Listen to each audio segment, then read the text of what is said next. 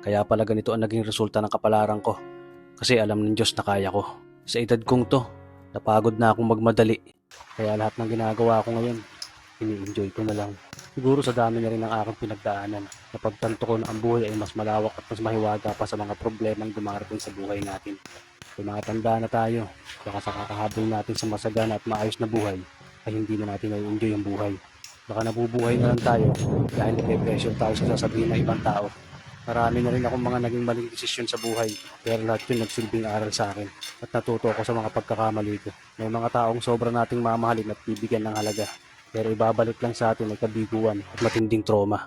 Kaya wag nating lilingunin ng mga taong tulad nila dahil mas payapa kapag hindi ka na interesadong malaman pa kung ano pang balita sa kanila. At wag mong idepende ang sarili mo sa kahit kanino. Tandaan mo, kahit sarili mong anino, iiwan ka din nito kapag madilim na ang paligid mo. Kailangan natin matutunan na huwag ikumpara ang sarili natin sa iba dahil hindi natin laban ang laban nila. Karera mo to, di nila karera. Dahil ang buhay ay hindi naman nasusukat sa kung sino ang mayaman, kundi kung sino ang payapa.